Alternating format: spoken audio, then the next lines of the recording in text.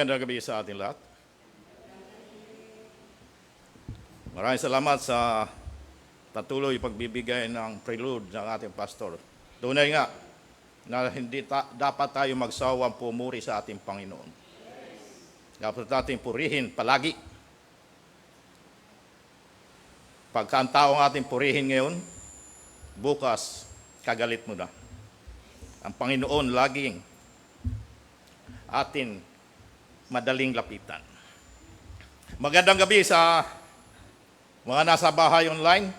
Muli, Miyerkules ng gabi, tayo muli sama-sama sa ating pagsamba. Inanyayahan ko kayong tumayo sa ating panalangin.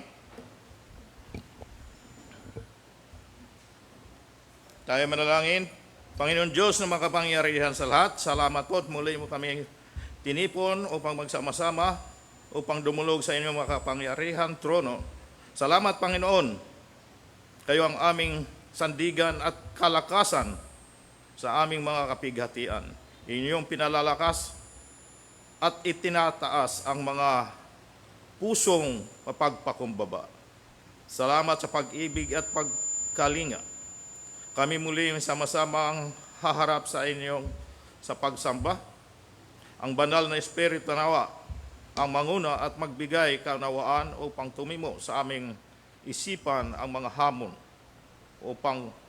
at kayo ang aming mapapurihan. Patawarin niyo kami sa aming mga kasalanan at linisin ang aming puso, maging ang mga nasa bahay at online. Bigyan ninyo kami ng talino at husay ang lahat ng mga gaganap sa aming gawain ngayong gabi, upang maging kaluguran kami sa inyo, Panginoon. Ang mga kapatiran parating, inyo pong ingatan upang makasama namin sa pagsamba. Ito pong aming dalangin sa pangalan ng Panginoon Hesus. Amen. Manatiling nakatayo sa pag-awit.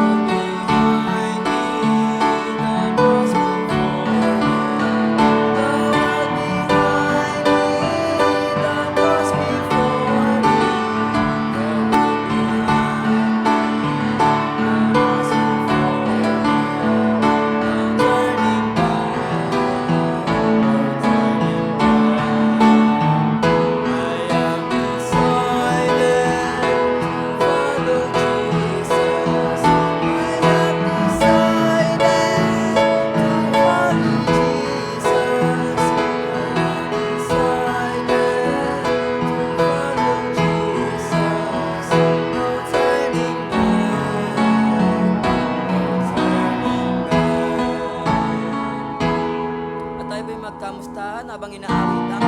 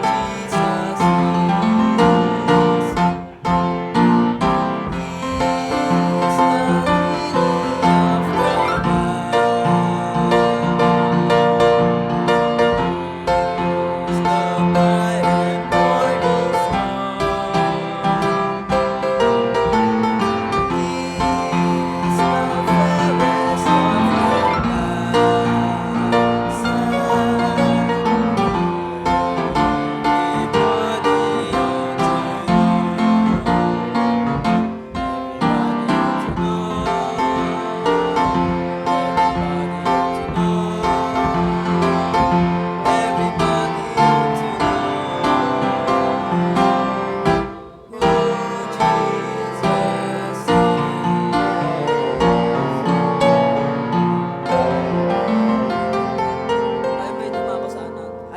tayo po'y magsigupon lahat at tayo po'y dadako sa ating announcement and reminders. Daily Bible blessing every morning from Monday to Saturday. Midweek service and prayer meeting starts at 7 p.m. every Wednesday at Church Auditorium. Sunday worship service starts at 9 a.m. sa Church Auditorium din po. At ang team po natin sa Sunday worship ay January 18, upcoming Sunday, ang magkahalong pag-aasawa. Makikita po natin ito sa Nehemiah 13:23 to 27. At atin pong suporta na ating First Time Visitor Sunday, January 25, every last Sunday of the month.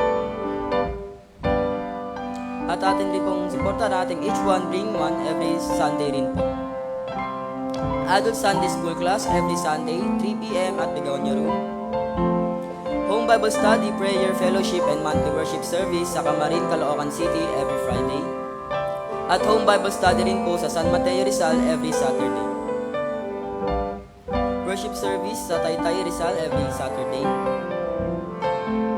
At Goyi Cubao po, weekly activities, Bible Study every Wednesday and Saturday, BKBC and tract distribution every Saturday. Annual Evaluation and Planning Meeting, January 18, 2026, 3 p.m. At tayo po'y muling magsigtayo upang awitin ang kahit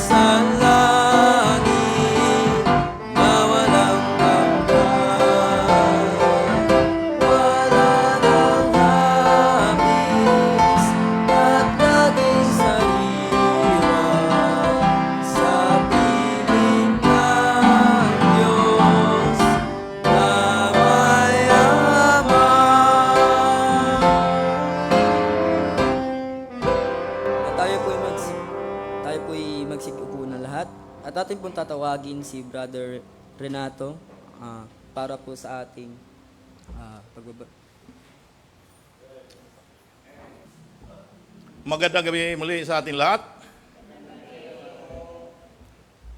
Sa ating pagpapatuloy, ang pamagat ng ating paksa ngayong gabi, ang pagtataas ng ating sarili. Ang pagtataas ng ating sarili. Ano po? Umukod tangi ang isa mataas. Makikita ng ating teksto sa Lucas Kapitulo 14, versikulo 7 hanggang 11. 7-11 lang po. Ano po? Salita nating basahin. Ako ang una. Kayong sunod. Sabay-sabay tayo sa 11. Inananyayahan ko kayong tumayo sa pagbasa ng ating teksto. Ako ang una. Kayo ang sunod. Sabi nga dito sa ating teksto, at nagsalita siya ng isang talinhaga sa mga inanyayahan ng mamasdan niya na kanilang pinipili ang mga pangulong luklukan na nagsasabi sa kanila,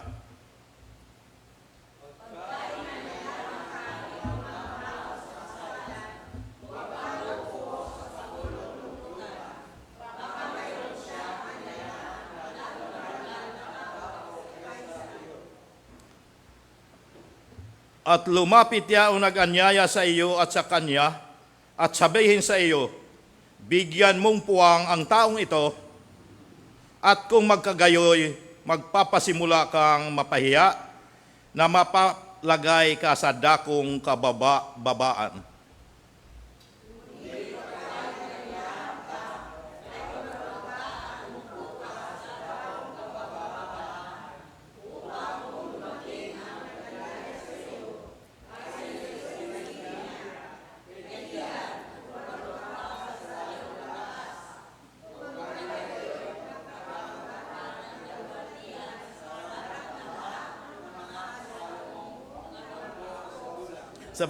Sabay-sabay sa 11, sapagkat ang bawat nagmamataas ay mabababa, at ang nagpapakababa ay matataas. Pagpalain nawa tayong Panginoon sa pagbasa ng Biblia. Tayo muna dumulog sa ating Panginoon. Salamat Panginoon Hesus sa mga salitang aming binasa at nagpapalaala upang kaming magpasyang magpakumbaba ng sarili. Nawa kayo ang kumilos sa aming puso upang ang lahat naming kilos at gawain ay maging makabuluhan at karapat dapat sa inyo, Panginoon. Patuloy po ninyo kaming hubugin at himukin itoon ang aming puso't isipan na magpakababa. Nawa kayo ang kumilos sa aming kalagitnaan. Bigyan ninyo ng kaalaman ang iyong lingkod sa paghahayag ng Ebanghelyo. Ito pong aming dalangin sa pangalan ng Panginoon Hesus. Amen. Maaari na po kayong maupo.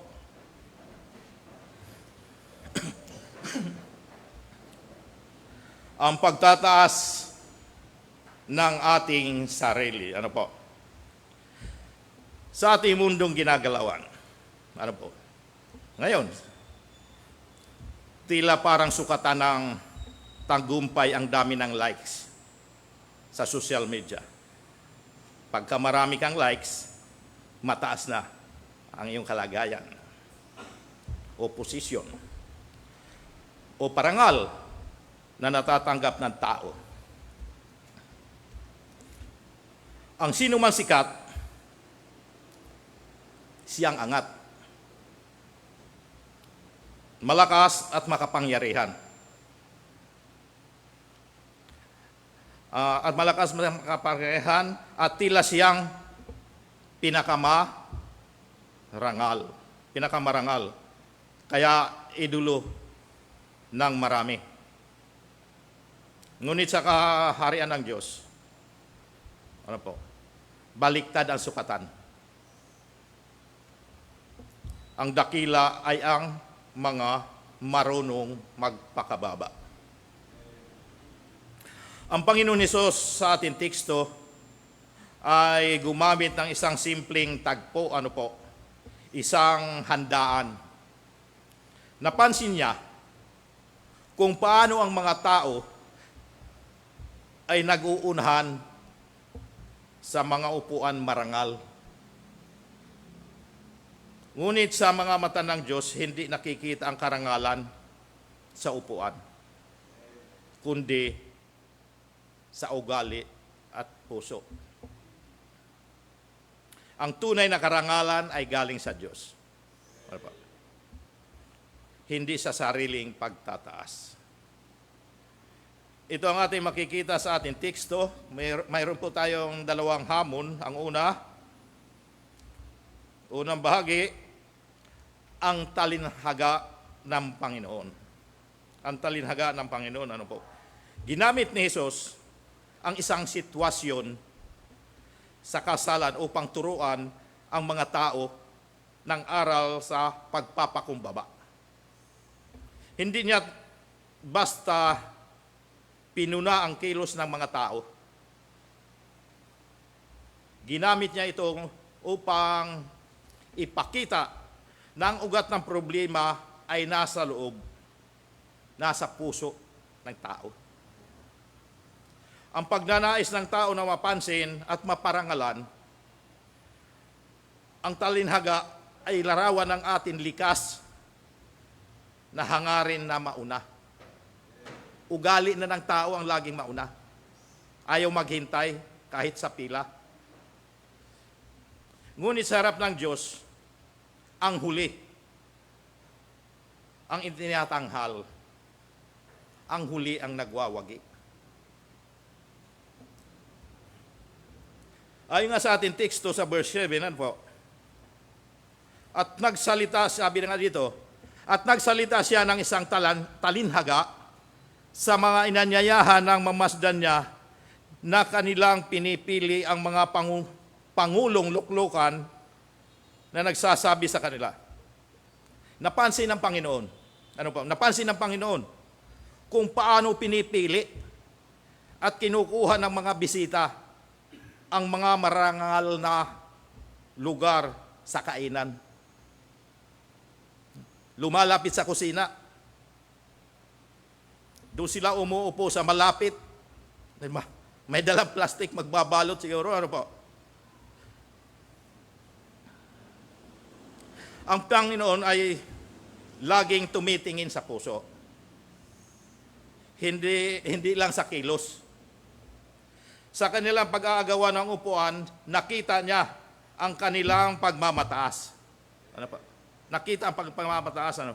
Pinipili ang mararangal na pwesto. Ipinapakita nito na minsan kahit ang mga simpleng kilos ay nagpapakita ng kalagayan ng ating puso sa harap ng Diyos. Ano po? Nakikita na mapagmataas. Ang talinhagang bunga ng napansin ng Panginoon, kung pupunta sa kasalan, huwag kunin ang marangal o pangunahin lugar. Dahil kung may dumating na mas dakilang tao, ay mapapalis. Ito siya sabi sa 8, versikulo 8 at 9 sa ating teksto. Ano po?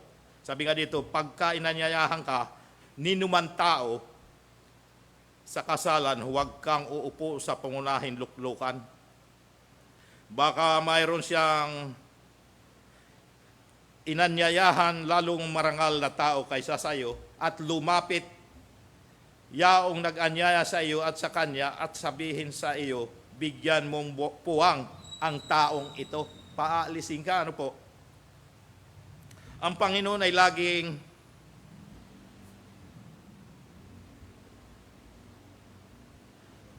ang paalala ni Jesus ay hindi lang tungkol sa literal na upuan, kundi tungkol sa ating pagnanais ng pagkilala.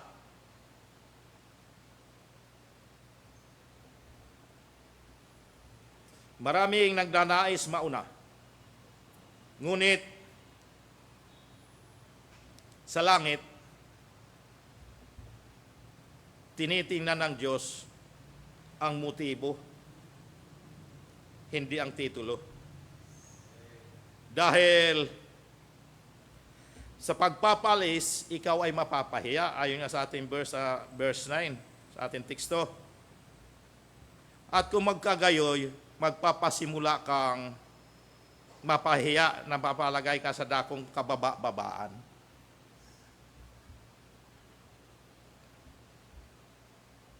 Kapag ang isang tao ay nagtaas ng sarili, darating ang panahon ng kahihiyan. Opo. Ang akala niya sikat pa siya, yung pala laos na. Darating, opo. Ang kararangalang kinuha sa sarili ay madaling mawala. Sa halip, kung pupunta sa kasalan, kunin mo ang pinakamababang lugar upang kung mapansin ng nag-anyaya o yung host ay palilipatin ka sa mas marangal na lugar. Ayon sa verse 10, ano po?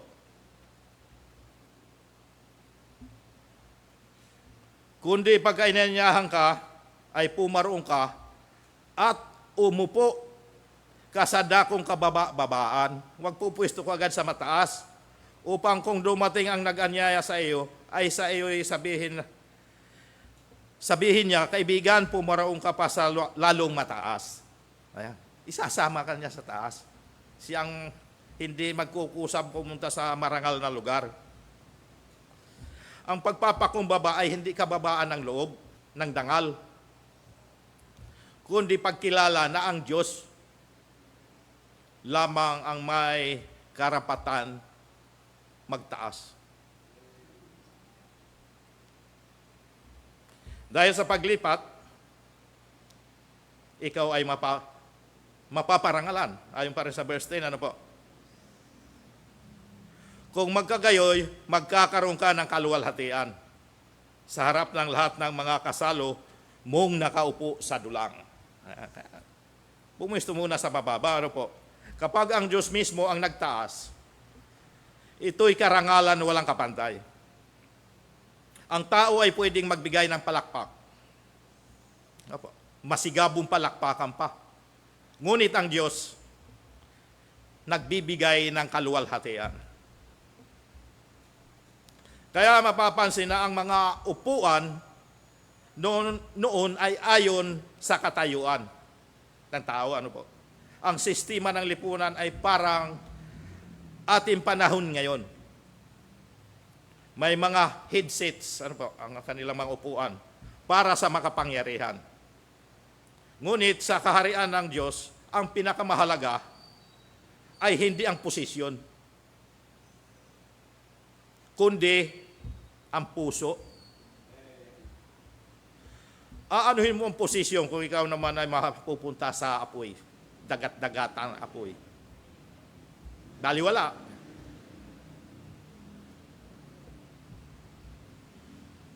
Maaring mapalis ang isang bisita upang bigyan daan ang mas marangal. Ayon nga sa verse 9 ng ating teksto, ano po?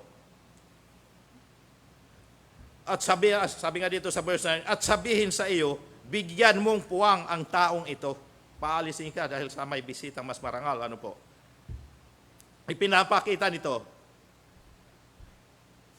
na anumang karangalan na ipinipilit natin ay pansamantala lamang. Hindi permanente, pansamantala lamang. Ang Diyos ay marunong mag-alis ng tinataas ang sarili upang bigyan daan ang kanyang itataas.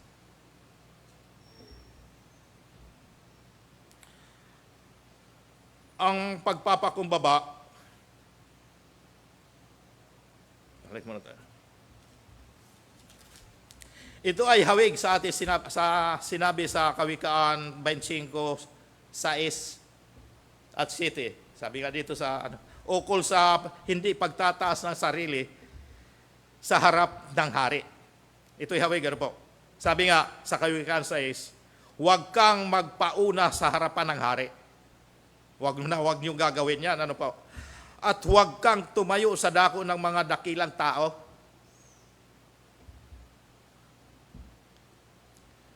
Sa 7, sapagkat maigi na sabihin sa iyo, sumampa ka rito. Ayan, yung tatawagin ka, mas pwede. Kaysa ibaba ka sa harapan ng Pangulo na nakakita ng iyong mga mata. na nakita ng iyong mga mata. Ang pagpapakumbaba ay naghihintay. Ano po? Naghihintay ng tawag ng hari. At sa ating buhay, ang hari ay si Kristo. Siya ang pinakadakilang hari. Ano po? Kaya maghintay lang na tawagin tayo. Huwag tayo magmadali. Ano po? Ang ating pangalawang bahagi, ang mga aral at hamon mula sa talinhaga. Sabi, sa bahaging ito,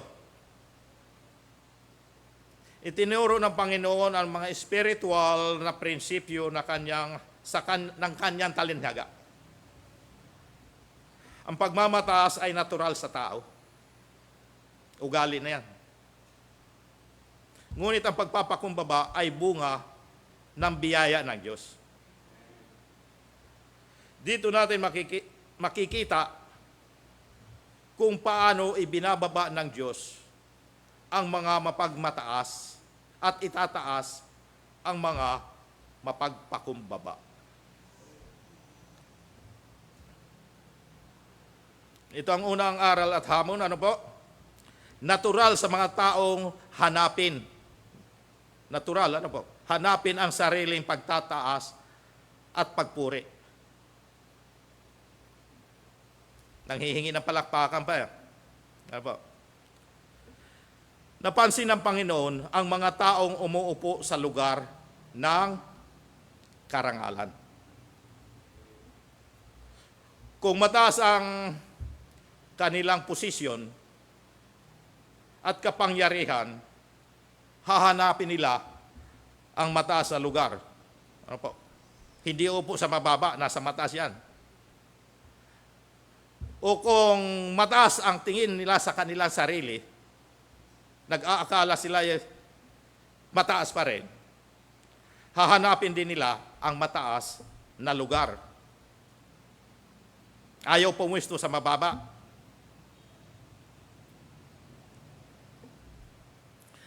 Sabi ni William Jenkins, ano po? Ma-English muna ako. Sabi nga dito, it is difficult to be high and not to be high-minded. It is difficult to be high and not to be high-minded. Sa Tagalog, mahirap ang maging mataas at hindi mag-isip ng mataas. Totoo ito. Kapag mataas ang katayuan, madalas mataas din ang pagtingin sa sarili. Sabi nga sa cellphone cannot be reached. Mataas na eh. Ngunit sinabi sa Kawikaan 16:18, pride goeth before destruction. Ang kayabangan ay tulad ng usok. Tulad ng usok. Paakyat ng paakyat, pataas ng pataas, hanggang ito'y maglaho sa hangin. Malalaos din. Kung kaya, unawain ang mga naghahangad ng pansin. Ano pa? Yung mga kulang sa pansin. Nagpapapansin. Ngunit huwag silang tularan. Unawain lang. Tulad ng tinawag na dating Pangulong Noynoy Aquino nung araw, ano po? Yung mga mahilig sa wangwang, mga nagmamadali sa trapiko. Kaya tinawag wangwang mentality. Dahil matraffic, gagamitan ng wangwang para makauna. Ito'y kayabangan. Opo. Kayabangan na gustong ipakita ang kapangyarihan. Ngunit tandaan, ano po, tandaan natin, ang tunay na dakila ay tahimik. Hindi kailangan ipagmalaki. Huwag bulgar at baka makidnap pa for ransom. Magbabayad pa. Kaya iwasan ang ganitong isipan. Ano po? Ang tunay na mataas ay yaon marunong yumuko. Tulad ng punong may bunga. Mas maraming bunga, mas bumababa ang sanga.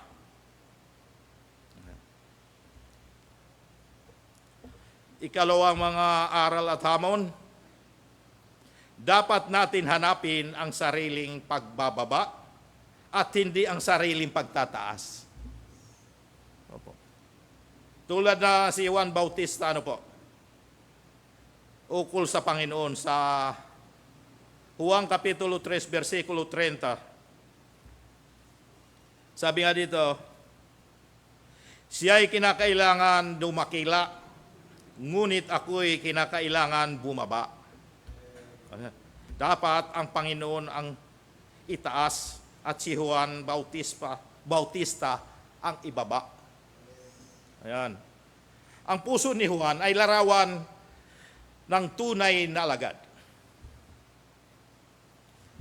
Sa panahon ng kompetisyon at papuri, tinuro niya na tanging si Kristo ang dapat itaas. Kaya kapag tayo'y naglilingkod sa Diyos, huwag natin hangarin na maging sikat. Si Kristo ang dapat itaas sa lahat ng ating ginagawa. Hindi tayo.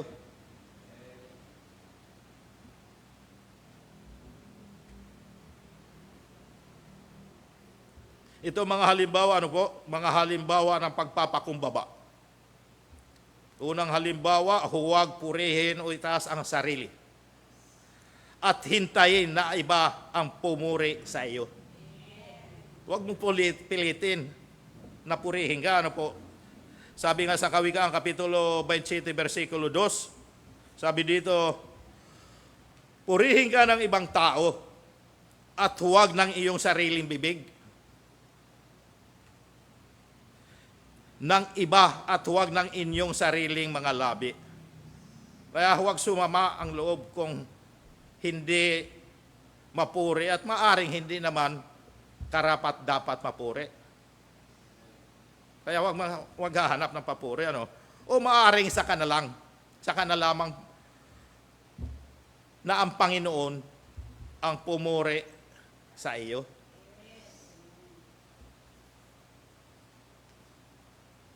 Kaya ang karalangalan hinihintay ay mas matamis kaysa karangalan ipinipilit. Kaya huwag magbubuhat ng sarili bangko.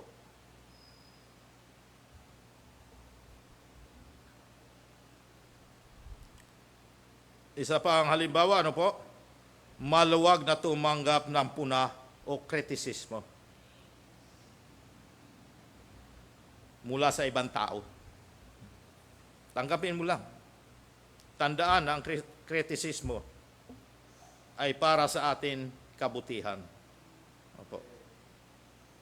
Hindi paninira, para sa ikabubuti. At maaaring tandaan ng tunay na malasakit sa atin. Ayon nga sa Kawikaan, Kapitulo 27, 5 at 6, sabi nga dito, sa 5, maigi ang saway ng nahayag kaysa pag-ibig na nagkukubli. Ano? Sa 6, tapat ang sugat ng kaibigan, ngunit ang mga halik ng kaaway ay malabis. Tulad ng halik ni Judas, ano po, nagpapahamak.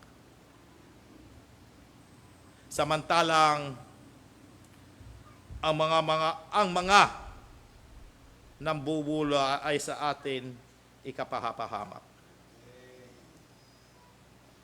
Kala mo tama ang kanila sinasabi, yung pala binubula ka lamang, ano po, para mapahamak, upang mapahamak. Ayon sa Kawikaan, Kapitulo 29:5, sabi nga dito, ang tao na kunyang pumupuri sa kanyang kapwa naglalagay ng bitag sa kanyang mga hakbang.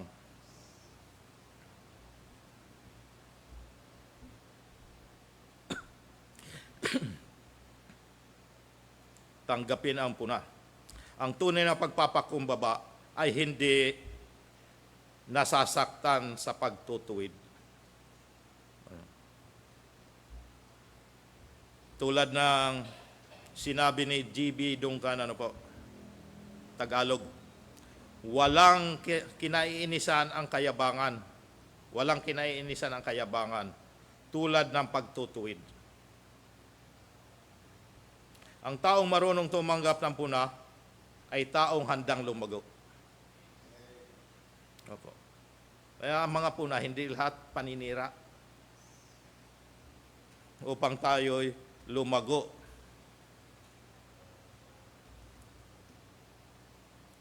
Ito pang halimbawa, kung gumagawa ng kabutihan,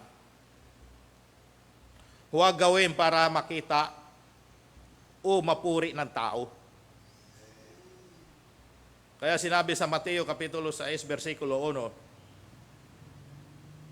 Mag-ingat kayo na huwag magsigawa ng katwiran sa harap ng mga tao upang kanilang makita. Sa ibang paraan ay wala kayong ganti ng inyong Ama na nasa langit. Na huwag pakitang tao. Tulad ng panalangin. Dapat ang ating panalangin ay taimtim papunta para sa ating Diyos. Hindi, huwag pakitang tao lamang. Ang pagbibigay o pag-aayon, hindi pakitang tao dapat. Isipin natin, nang ginagawa natin ay para sa Diyos. Nakikita man ito ng iba o hindi. Basta ito na may nakikita ng Diyos.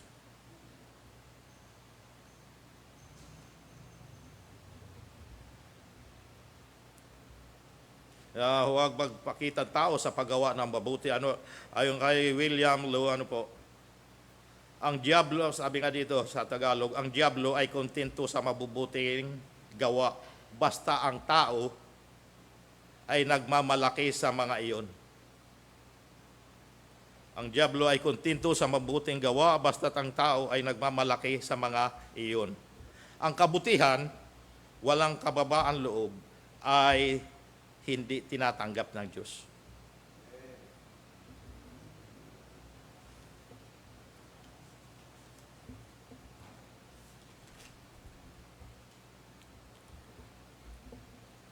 Ito pang mga halimbawa, ng pagpapakumbaba, maging handang gumanap ng mababang gawain. Opo. Huwag isipin na hindi karapat-dapat gumawa ng karaniwang trabaho. Hindi lang para sa mga, dapat tanggapin din ang mga pangkaraniwang trabaho. Handang gumawa ng mababang gawain. Sabi ni Van Sabner, ang taong akala ay masyadong malaki para sa maliit na gawain ay masyadong maliit para sa malaking gawain. Ang ayaw tumanggap ng mababang gawain ay hindi karapat-dapat sa mataas na gawain. Kung ang Panginoon Hesus, ang Panginoon Hesus, sa John 13, 13, hinugasan ni Jesus ang mga paa ng kanyang mga alagad. Isang gawain ng alipin, ngunit tanda ng tunay na kadakilaan. Ang ikatlong mga aral at hamon mula sa talinhaga, ibababa ng Diyos. Ibababa ng Diyos ang mga nagmamataas at itataas ng Diyos ang nagpapakumbaba. Ito ay sabi John Mason, ano po? Nako, English. As the first step heavenward is humility. The first step hellward is pride.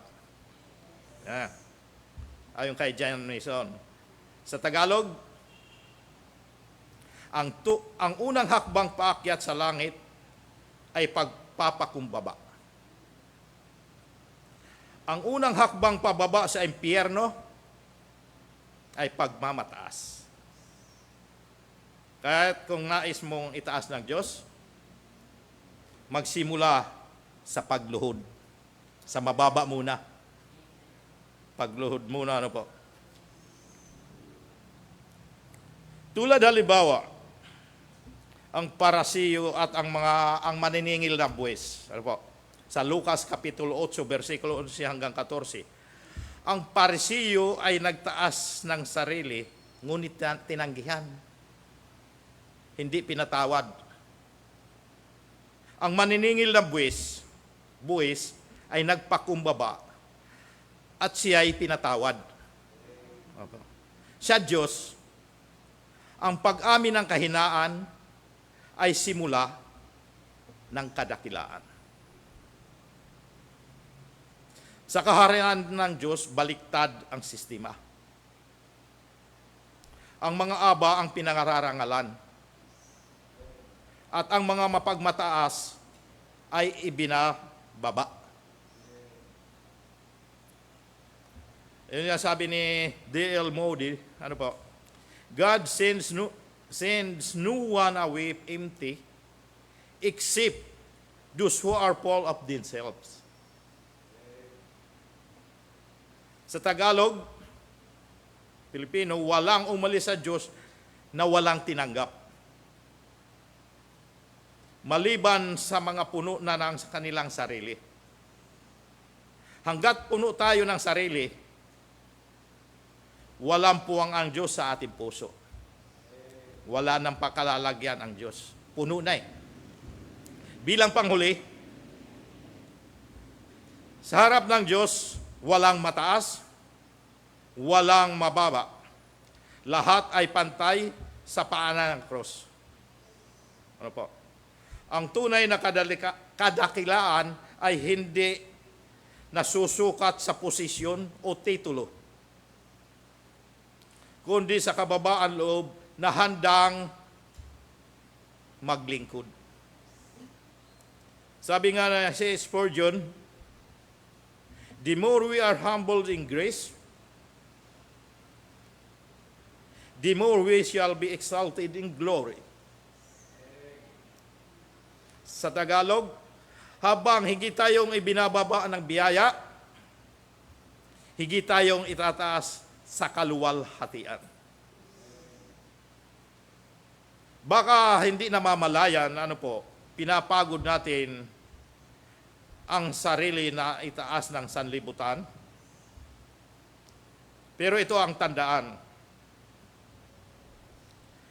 Ang pagtaas na galing sa sarili ay pansamantala.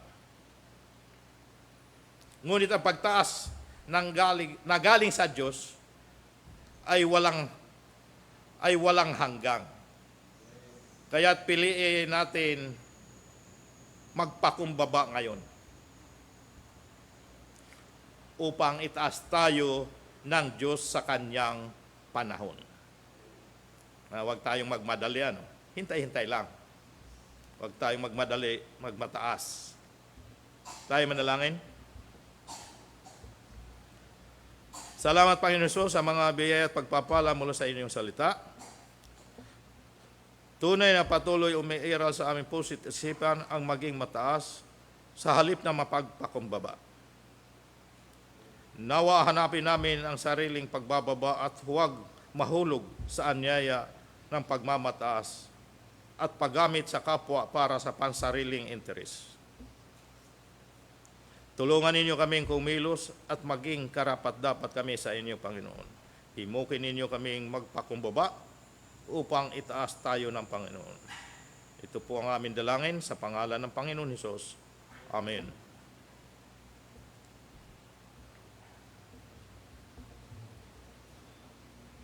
sa ating pagbibigayan, ano po, ayon sa ating teksto sa Kawikaan, Kapitulo 3, versikulo 9 at 10. Sabi nga dito, parangalin mo ang Panginoon ng inyong tinatangkilik at ng mga unang bunga ng lahat mong ani. Sa gayoy, mapupuno ang iyong mga kamalig ng sagana at ang inyong mga alilisan ay aapawan ng bagong alak. Nawa, ibigay natin sa Panginoon ang pinakamahusay na handog. Tayo manalangin. Panginoon Diyos na makapangyarihan sa lahat, salamat sa mga biyaya at pagpapala na iyong pinagkakaloob sa amin araw-araw. Salamat at muli kaming nakapakinig ng mga salita. Nawa patuloy kaming magpakababa at hipuin mo ang aming puso upang sumunod sa iyong mga utos sa pagkakaloob. Pagkaloob na may kagalakan. Ito po ang aming dalangin sa pangalan ng Panginoon Hesus. Amen.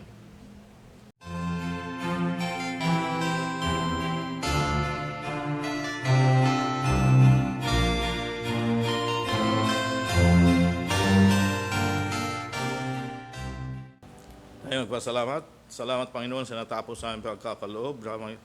No, pagpalain mo ang salaping aming nakalap ngayong gabi at magamit nawa sa aming bahay sambahan ng naayon sa iyong kalooban. Kayo nawa ang patuloy magbigay sa amin ng mga biyaya upang patuloy kami magkaloob sa inyo, Panginoon. Ito pong aming dalangin sa pangalan ng Panginoon Hesus. Amen.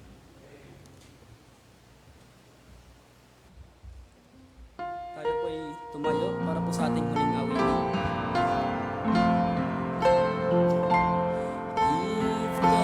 Give thanks with a grateful heart. Give thanks to the Holy One. Give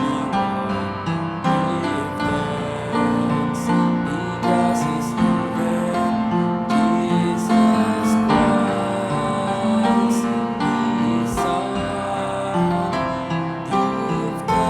Son. Give thanks with a grateful heart. Give thanks to the Holy One. Give thanks because He's given Jesus Christ, His Son. And now let the weak say, I am strong. Let the poor say, I am rich because of what the Lord has done for us. Give thanks. Give thanks with a grateful heart. Give thanks to the Holy One. Give thanks because He's given Jesus Christ, His Son. And now let the weak say, I am strong. Let the poor say, I am rich because of what the Lord has done for us. Give thanks. Give thanks.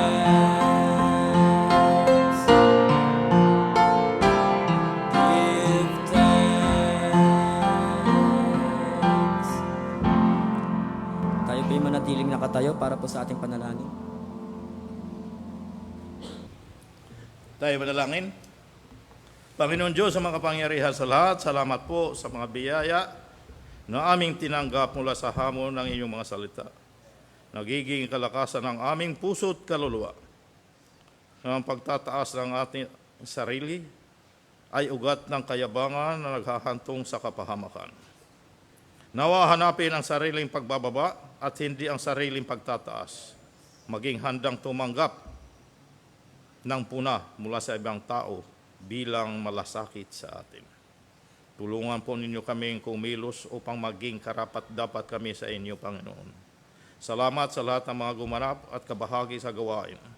Nawa patuloy sumagana sa atin, maging nasa bahay at online ang mga pagpapala ng Panginoon. Ang aming mga samot dalangin, kung inyo pong lulubin, inyo pong tugunin. Sa aming pag-uwi, ingatan po ninyo kami makauwi ng ligtas. Ito pong aming dalangin sa pangalan ng Panginoon Hesus. Amen.